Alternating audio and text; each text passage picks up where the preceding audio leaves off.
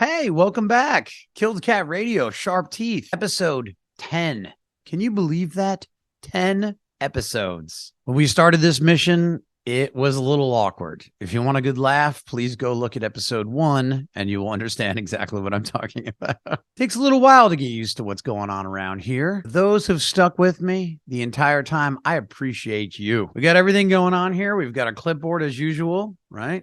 90s clipboard. Over here, we got the statue, but right next to the statue is a book called Working by Studs Terkel. Studs Terkel's an interesting guy. You should definitely pick him up. He used to be kind of a newscaster, sportsman, journalist, and then he just quit his career one day and just started interviewing his landlord and his plumber and the regular people of the world. He's really kind of the inspiration for Kill the Cat Radio, the 2 mic sessions that we do when I interview just people who I find to be interesting just around the way. Studs Terkel, definitely pick it up. The guitar's over here. So first things first, welcome back to another episode. If you haven't already and you're enjoying this program, please subscribe. Let's go into a little facts and figures. We are now at 10 episodes. We have 45 new members. So thank you so much for joining. What do we have here? Of course, let's address the elephant in the room, the Academy Awards. Nope, friends, I'm not happy with it. So since we always do 3 topics each week, plus the creep of the week, plus talk back section, let's address our first topic, the Academy. Oh boy. Well, I did my own little voting thing here. I have my little piece of paper here. Out of the 23 different categories, I only watched 19 of them. So out of the 19, my predictions were only 6 correct. Now, I'm not mad about me being wrong about my predictions. I voted this year just what I wanted to win. I already knew what the Academy was going to pick. I already figured it out. We all know how Hollywood works. Bunch of corporate goddamn shills.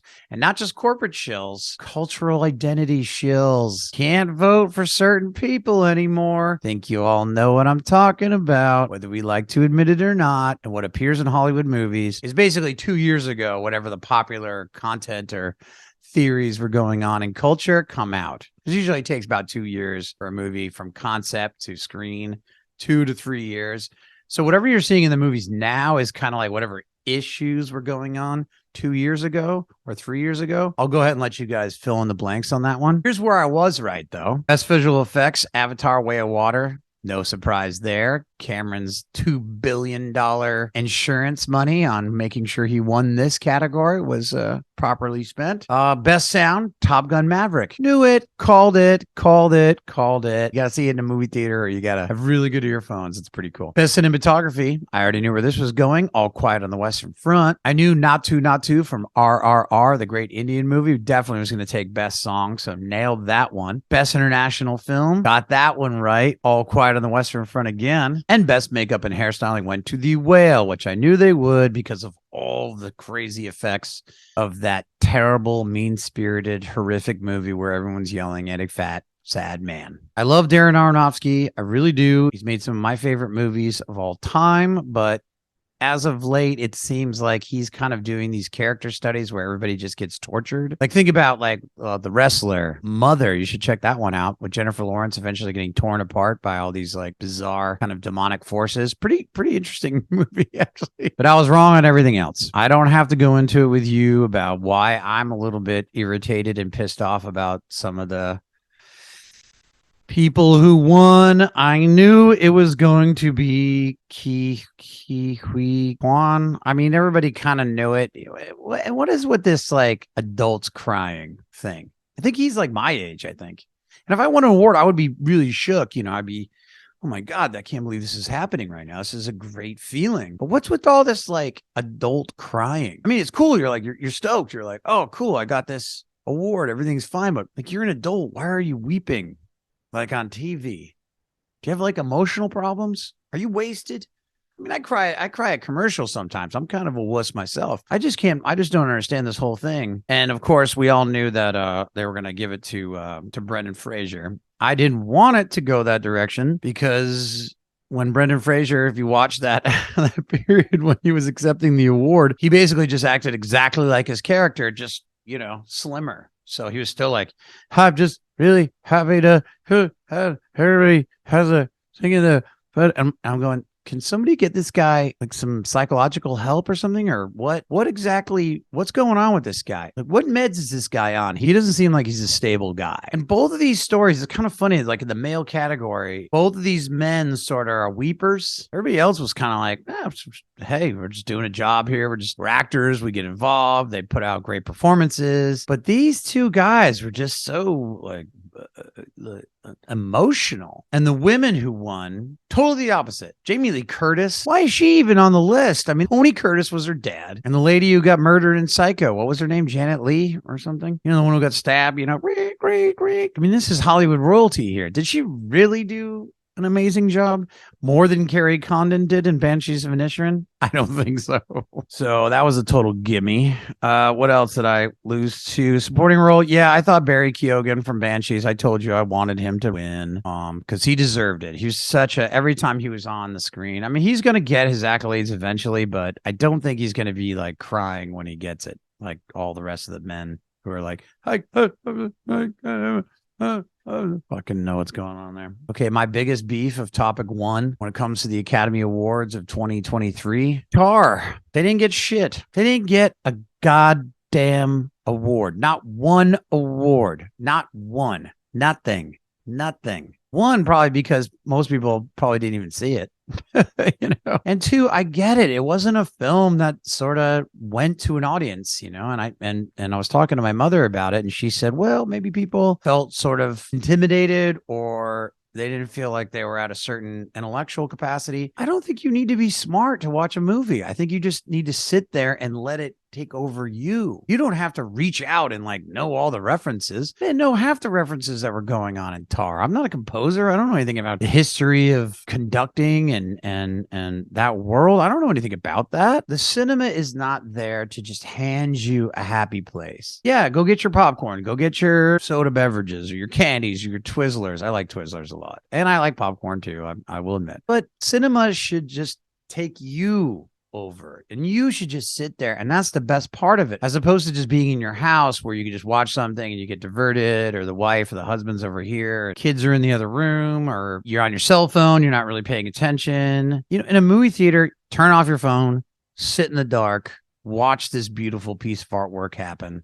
That's cinema. Even after COVID, we've lost so many art cinemas, and it just kills me. So yeah, that was a real depressing kind of situation. My two favorite movies were totally snubbed: Banshees of Inisherin and Tar. What the F? Can you help me with this? Anyways, I should have known better. It's not going to make me hate the Oscars. I thought Jimmy Kimmel did a great job. I thought some of the presenters were funny. Hugh Grant was hilarious because he just was kind of like, what am I even doing here? He's had enough history. Google that. That's kind of fun with the black prostitutes.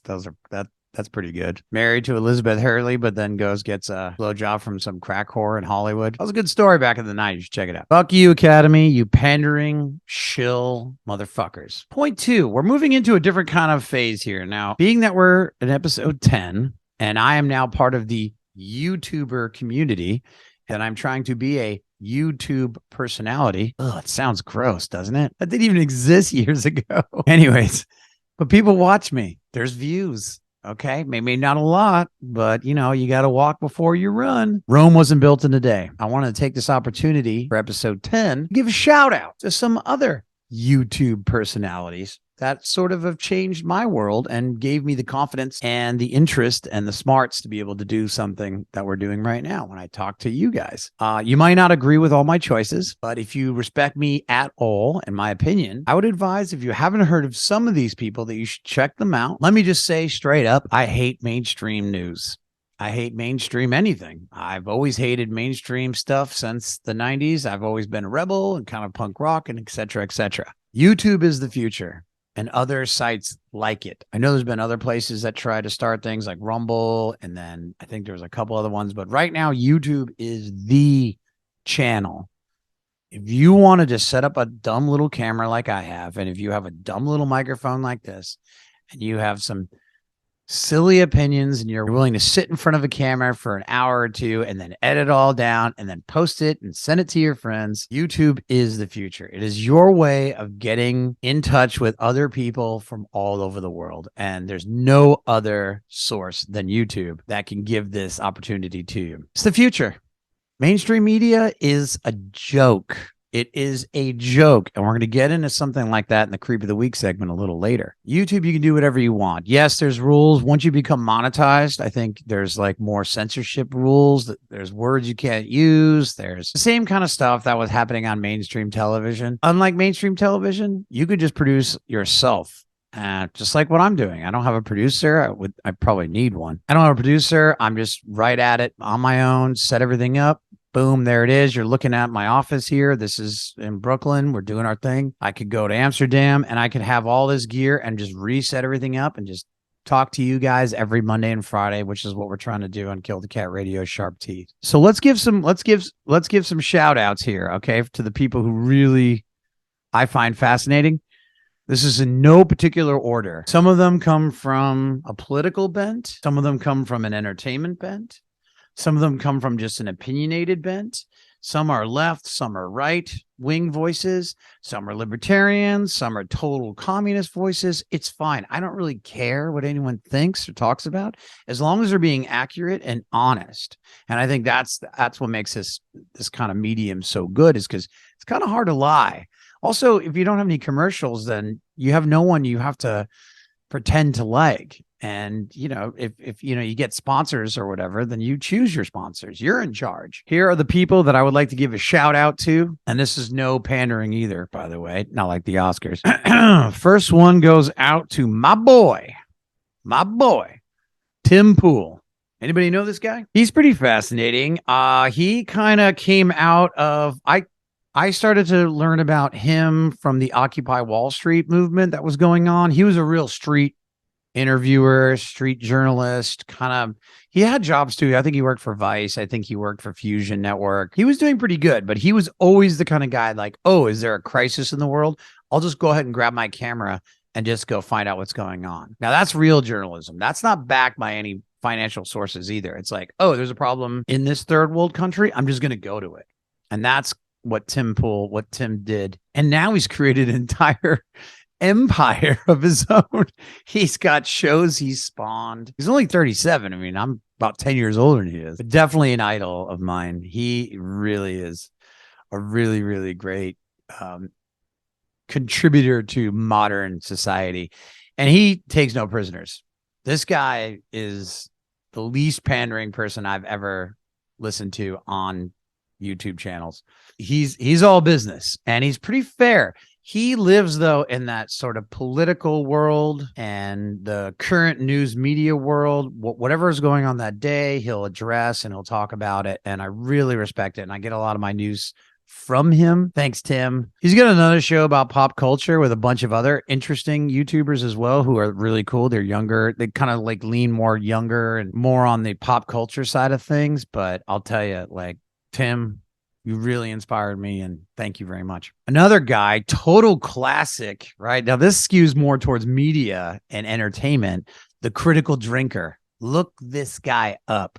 Scottish guy, drinker, talks a lot of shit, does a lot of fantastic videos. The guy is hilarious, and he has a way of taking entertainment and what's going on in the pop culture world, like with comic books or with TV shows, any kind of like nerd culture a little bit. He does definitely skew towards more entertainment, but he's fascinating. Also a novelist. He's got his own successful career as a novelist on his own. I won't say his real name, even though if you just look up the Critical Drinker, it's easy to find, but he goes by the moniker of Critical Drinker. I discovered him first, and that's kind of how I started to learn about all these other great characters on YouTube who just are, I call them my YouTube friends. I watch them all the time. I'm not a member to any of their stuff just because I don't have any money, but it's just, these guys are so cool. They're just great. So the Critical Drinker, really funny. He's got hundreds and hundreds and hundreds of videos.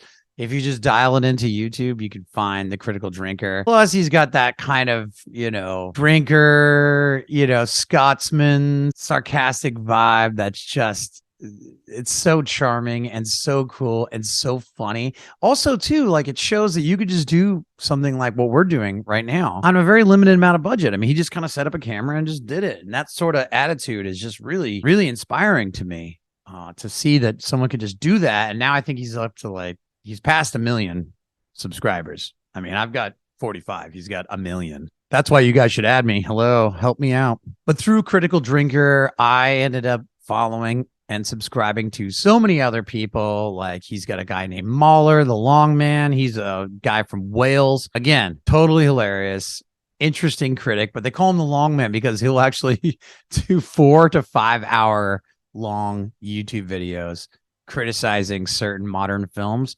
I don't know how anybody does it. I thought I was going long because I had 37 minutes, but he takes the cake. Mahler is the king and the Long Man. And a credit to the Welsh people. And you've got Az on there. There's a lady named Baggage Claim. That's awesome. That she has tons of interesting takes on the psychology of modern entertainment. She's really fascinating. There's a new guy, Disparu. He's awesome. So there's a lot of these great characters that are just have such unique voices that I'm really, really inspired by, which led me to Friday Night Tights. Instead of Friday Night Lights, it's Friday Night Tights. Right? Their fearless leader is a man named Gary. He goes by Nerdrotic instead of Neurotic. Nerdrotic. He used to be a comic book store owner. You know, he was on the YouTube game way early. You know, he got into it, but he was talking. He's the comic book guy. Like he's the one. You want to go to nerd culture, he's the one you talk to. Anyway, he's got this show where you have to remember, like in sort of COVID culture, there was all these like kind of Brady Bunch sort of screens on one screen, like the Zoom calls and stuff. So that's kind of how the show format operates. And he has all these great guests and his producers, X-Ray Girl, Quarter Black Garrett. And these guys are really cool. They're just funny, total nerds. They talk a lot about pop culture, comic books, but they also get a little political too. They get a little interesting. I would say most of them are kind of part of this new kind of trend of really not left, really not right, more centrist, libertarian. They have really, really controversial guests on now, which is just spicing the whole thing up. I'm loving every minute of it. So you can always catch Friday Night Tights every Friday. Surprise, surprise. Hardly Organized. Gary comes from like a total punk rock background, in my opinion. He has this way of kind of just being willy-nilly about things, not taking things too seriously, you know, not being too professional, but being super professional at the same time. I love these guys. I watch them religiously each week. It's always fascinating. They always have interesting takes, a lot of interesting characters. So if you guys are just getting into this kind of YouTube world, definitely check out Friday Night Tights. It's easy to find. You just Google his stuff. His name's Gary. You can figure it out. Just watch it and tell me what you think. You know, put in the comment section below what you think about that. We can address it later. If you like it, if you don't like these people, that's cool. This next guy is a little more controversial. I actually didn't like this guy at all at first. Got wind of this gentleman. I was not a fan. I didn't like his whole take on things. I didn't like the way he talked. I didn't like his arrogance. I didn't like his kind of extremely right-wing views. Not really right-wing. I don't want to say like that. Not fascist, but more just conservative views, I suppose. Ben Shapiro. I'm sure you guys heard of this guy. He started off in several different kind of fields. I'm not really sure his background about who he worked for before, but he kind of went rogue. And now he's been taken up by the Daily Wire. And now he's got one of the most successful and watched shows ever. And he's a really, really strong voice in more of the libertarian conservative movements. I'm one of those kind of people that I really don't get offended easily. In fact, I can't even think of, other than fucking with children, you can't really offend me. If someone has an idea that I don't agree with, it doesn't bother me. We're Americans here, guys. It's time to grow up, all right? 45 years old here, okay? Hopefully you too, even when you're younger, can still hold two opposing ideas at one time. That's called critical thinking. You know, you don't have to freak out every time you disagree with somebody, okay? Being an adult means you need to be calm in scenarios. And if you don't like what people think, then use your words, articulate yourself clearly and efficiently, and have a good argument. If you're going to disagree with somebody, have a good argument why you disagree with them. Don't just react emotionally. Well, Ben is a professional provocateur. Okay. That's his thing. And he's a little more mellow now, but he used to do these fantastic videos. You could look these up too when he would go to universities. And he would say, it's like, okay, he would do like a 20-minute speech about whatever he was thinking about in politics that day and news that day. And then he would say, okay, form two lines. And The first line will be the people who disagree with me, and I want them all to go up first. And then right behind them would be the people that agree with them, because why have a debate about anything if you agree? So he wanted to make sure that if you were going to disagree with him, that you had the front of the line so we could just get it all over with. Rip the Band-Aid off, rip it off. I thought that was very fair. And it was pretty tough for him to, deal with a lot of the criticism. Some people are just straight up rude to him. And if you piss him off, like you piss off anybody, like they're going to retaliate, it's fine.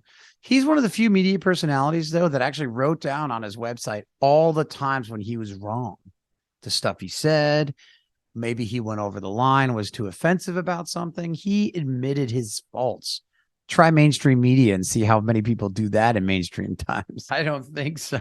It's not going to happen, right? No one's going to apologize for getting it wrong. So there's my shout outs, which leads us to part 3 of our section this week. Those are my shout outs. Those are the people I think are fantastic. They've inspired me to do what I'm doing right now. So thank you guys. If you're watching, I really appreciate that. And thanks for showing me a new way of expressing opinions and attitudes about news, media, culture, and events. I'm forever in your debt for giving me the confidence to get this program off the ground. Number 3. All right. Now we can talk about all the people I can't stand in mainstream media.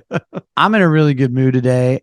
It's the 10th episode. We're doing fantastic over here in Brooklyn. I don't want to dwell on the negative. I'll just start with a couple characters and personalities I just can't stand. It's not that I disagree with their beliefs or what they're trying to push. It's just they're so unbelievably transparently in the bag for big business and big pharma and big media and big whatever. These guys just have no moral system, or they're total liars and they get away with murder. It's unbelievable, some of these people. So let's see here. All right. My first one is Don Lemon. Out of here, buddy. Did you know Don Lemon had 2 sexual harassment charges that were accused of him by other men, because he's a gay guy, was caught sexually harassing and / being a sexual deviant with unwilling participants multiple times that had to be crushed by his own legal team and CNN backing him up. This guy's a total fraud. Imagine if anybody on the right did that. They would be immediately removed. So the Me Too movement sort of forgot that Don Lemon was there. But good old Don checks all those boxes. I'll let you guess which those ones are. So he's totally fine. Everybody still believes in old Lemon. Oh, yeah. Didn't he just get in trouble recently for talking smack about how Nikki Haley was like past her prime and she was 44? It's like, buddy. I mean, this guy gets away with murder. It's unbelievable.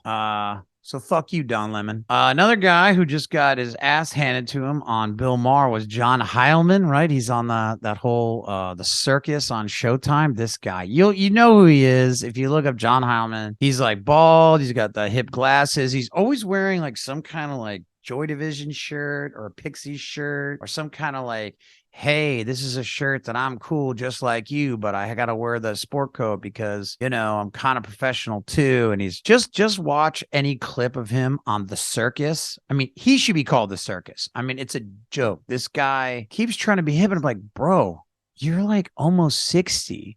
Like, I'm getting older. I would never act the way I did when I was 27. This guy's trying to have some like weird peak youth. I don't know who his father is, or if he's got some uncle, gave a hand job to somebody at Axios at one point or another. Anyways, the point is, John Heilman, this guy is an absolute fake. That's why it was so funny to watch Russell Brand on Bill Maher a couple weeks ago, just give him his ass to him. Oh my God. Yeah, I think he works for MSNBC now. So he's a total shill, man. Total shill. He's the example of the Keith Olbermann, like, overreaction, like everything's an emotional reaction. That's sort of histrionic. Guys, the only time you ever should be nervous is if someone points a gun right at your fucking face. Politics, please. This has been going on for thousands of years, and every civilization has problems with politics. It either can be worked out or it can't, but it certainly is not good when you got guns pointed at you. Get histrionic then. And speaking about histrionics, two of my favorite people who are kind of from the Jon Stewart school. Jon Stewart was super dope. He was at least like really great during 9/11, during the early aughts, and his attacks on George W. Bush, my least favorite president of all time. You know, Stewart kind of created this school of these comedians that came out who are just constantly waving the flag of doom. Both of them, funny enough, not American. Yeah. The two I'm talking about is John Oliver and Trevor Noah. These two guys, wow. These two people talk more shit on a country they weren't even born and raised in.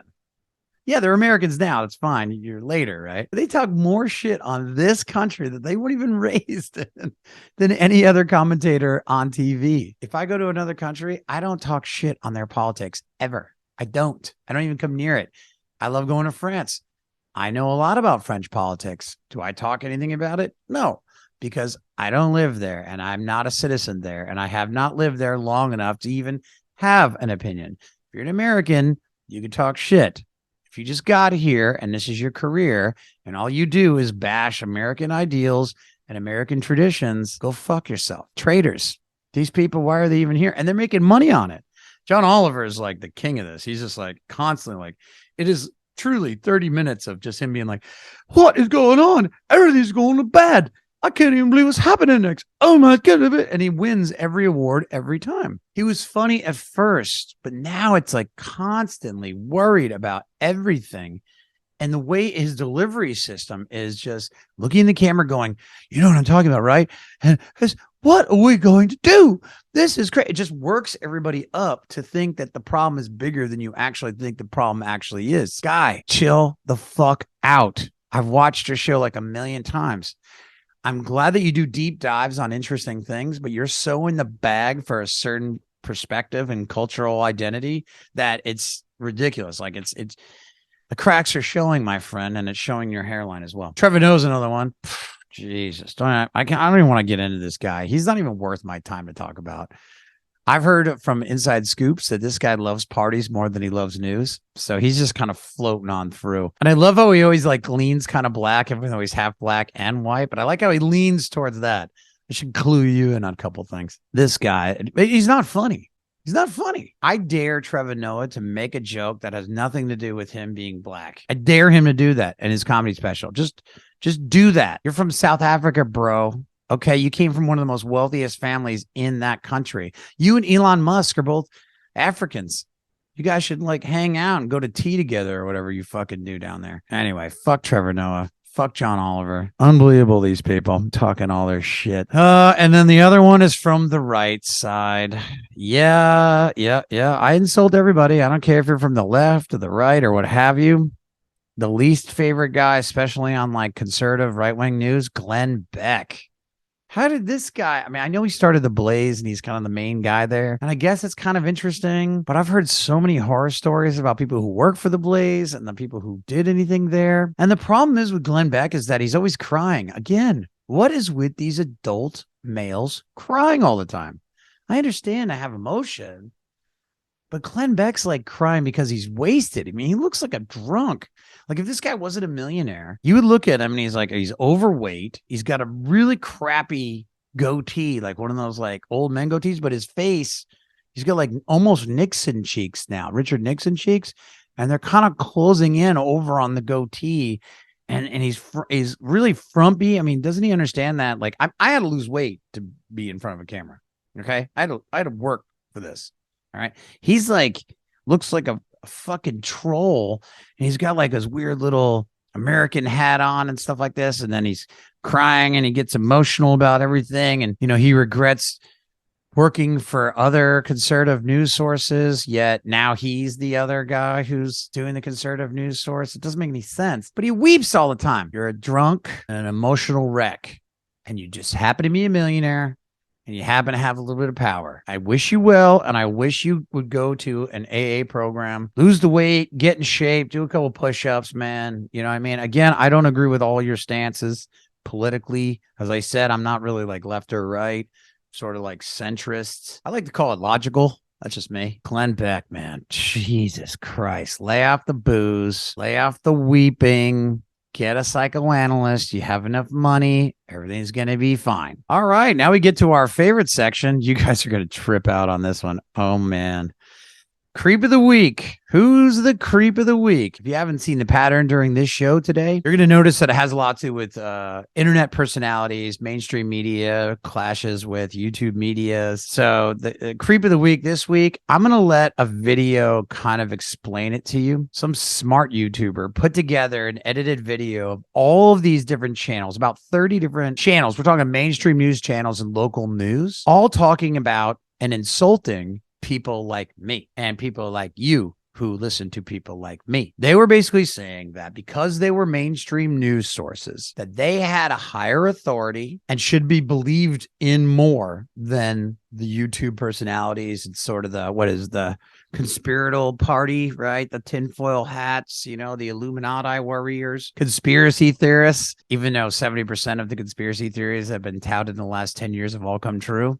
Surprise, surprise. You think there's any coincidence there? No, it's because citizen journalism has moved into the mainstream now. Thank God. This video you can watch on your own time. Please go to YouTube and type in "extremely dangerous to our democracy." Now I'm going to film this now since they won't let you download anything. So I'm just going to film it on my phone. I'm going to show you a clip. This will make you insane. The whole argument starts like this. They're saying that us YouTubers and people who like us, like you, are just making things up and we shouldn't be trusted. That we all buy into these bizarre theories and that we are on some kind of conspiratorial angle where we all believe in the same thing and are trying to infect mainstream media with lies and fakery. However, this one brilliant YouTuber put together 30 different channels. I'm talking local news, local stations, programs, and you could see that there's a pattern. Each of these news sources, it's hard to explain unless you watch it. It's only 2 minutes, and I'll show it to you now. Do not adjust your dial if the sound's a little funky and janky. That's just because it's on my phone, but I would hope you guys watch it on your own, but I'll try to do my best to make sure the sound and everything that's coming through is perfect. Please run clip 1A. Thank you. Headley. And I'm Ryan Wolf. Our greatest responsibility is to serve our Treasure Valley communities, the El Paso, Las Cruces communities, Eastern Iowa communities, Mid-Michigan communities. We are extremely proud of the quality, balanced journalism that CBS 4 News produces.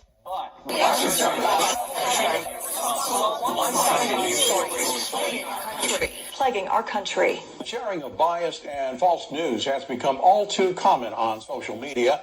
More alarming, some media outlets publish these same fake stories without checking facts first. The sharing of biased and false news has become all too common on social media. More alarming, some media outlets publish these stories without checking facts first. Unfortunately, some members of the community use those platforms to push their own bias and agenda control exactly what people think, and this is extremely dangerous to our democracy. This is extremely dangerous to our democracy. This is extremely dangerous to our democracy. This is extremely dangerous to our democracy. This is extremely dangerous to our democracy. This is extremely dangerous to our democracy. This is extremely dangerous to our democracy. This is extremely dangerous to our democracy. This is extremely dangerous to our democracy. This is extremely dangerous to our democracy. This is extremely dangerous to our democracy. This is extremely dangerous to our democracy. This is extremely dangerous to our democracy. This is extremely dangerous to our democracy. This is extremely dangerous to our democracy. This is extremely dangerous to our democracy. How did that make you feel? I watched that and I suddenly realized, oh my God, 1984 is here.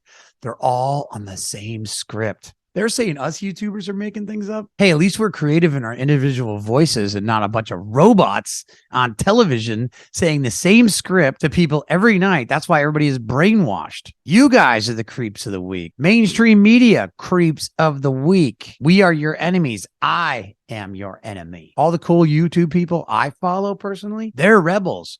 They're trying to get the truth out to you. No matter if you agree with them or don't agree with them, at least they're trying to get you the most personal information besides the big consumer products, all the commercials, big pharma, big tech, and all the other bigs. That's why we started this channel. And that's why so many other people who are in the fight take this very, very very seriously. And that, my friends, is the creep of the week. Talkback section pretty quick. Gotta say, a lot of compliments.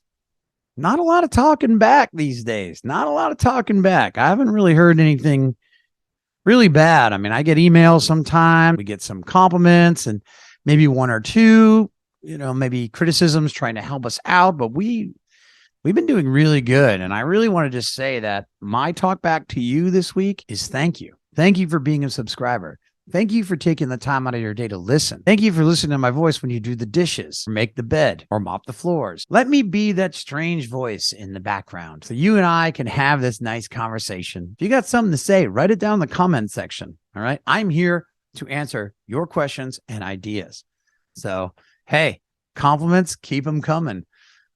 Criticisms, keep them coming. I love every minute of this stuff, and it's really fascinating to connect with so many different people from all over the world. And I can't wait till we finally cross 100 subscribers. We're at 45 now, so we need another 55. So get out there, spread the word. Let's work together on this. Start your own channel too. I'll follow you. You follow me. All right. Well, it'll make it a tit for tat. You know what I mean? Thanks for tuning in yet again. Please subscribe below, hit the like button, get the notification bell going, and I'll see you this Friday, episode 11. Have a nice week, y'all.